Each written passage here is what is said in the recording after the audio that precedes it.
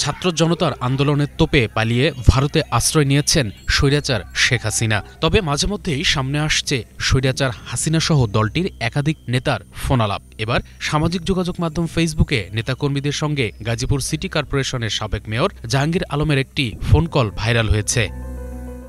আমরা পরামর্শক্রমে আমাদের যেখানে যার সাথে আলোচনা দরকার সেইটা করব।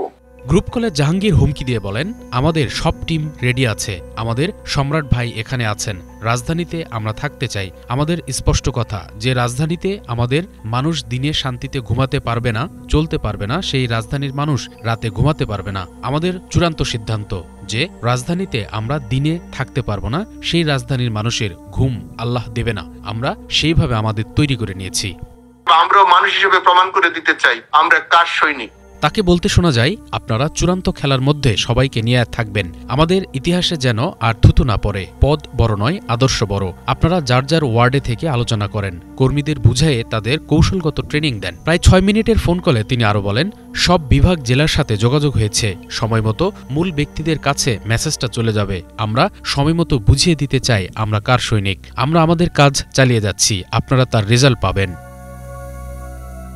অনেকেই বলছে গাজীপুরে গতকালের ঘটনা তার এই বক্তব্যেরই ফলাফল। গতকাল রাত 9টার দিকে গাজীপুর মহানগর শ্রীরাধম দক্ষিণ খান এলাকায় সাবেক মন্ত্রী ও জেলা আওয়ামী লীগের সভাপতি মোজাম্মেল হকের বাড়ি ভাঙচুরের অভিযোগ তুলে শিক্ষার্থীদের উপর হামলা করেছে স্থানীয়রা।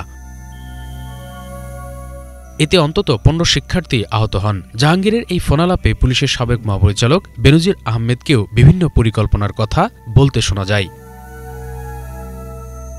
শেখ মুজিবকে গালি দেওয়ার অপরাধে মেয়র পদের জন্য আওয়ামী লীগের মনোনয়ন বঞ্চিত হওয়া জাহাঙ্গীর এখন মুজিবের সৈনিক হওয়ার আপ্রাণ চেষ্টা করছে। তারই নজির তৈরি করতে একাধিক হামলার ছক কষেছেন বলে আশঙ্কা করছেন স্থানীয়রা। ওরা বলে আওয়ামী লীগ ফিরে আসবে, কিভাবে বলে এই কথা? এখন আমাদের উপর জয় বাংলা স্লোগান দিয়ে হামলা করে। প্রশাসন নীরব কেন? আমাদের উপর আজকে আমাদের উপর কিভাবে হামলা করে?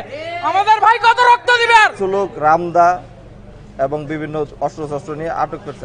আমার সাথে শুধু 2টা ভাইয়ের লাস্ট কথা হয়েছে যে ভাই যেভাবে হোক আমাদের বাঁচান, এই কথাটা তারা বলছিল। এরপর থেকে তারা তাদের মোবাইল বন্ধ এবং তাদের প্রত্যেকের মাথা দিয়ে খণ্ডিত, রক কেটে দেওয়া। ওই ঘটনার প্রতিবাদে আজ গাজীপুরে বিক্ষোভ সমাবেশ আয়োজন করা হয়। সেখানে যোগ দেন বৈষম্য বিরোধী ছাত্র আন্দোলনের আহ্বায়ক হাসনাত আব্দুল্লাহ ও কেন্দ্রীয় সমন্বয়ক সার্জিস আলম। গতকালকের হামলার সাথে জড়িত ওই খুনিদেরকে গ্রেফতার না করতে পারে তাহলে আমাদেরকে তাদের বিপক্ষে দাঁড়িয়ে যেতে হবে।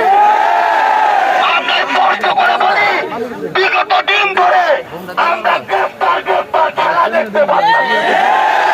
একদল গ্রেফতার করে 2 দিন পর আদালতে বিচারক নামের কিছু অকল পুষ্পান্ত যারা ওই খুনি হাসিনার দোষর তারা আবার গিয়ে তাদেরকে জামিন দিয়ে দেয়।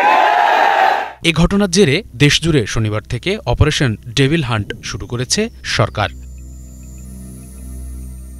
Banglavision news desk.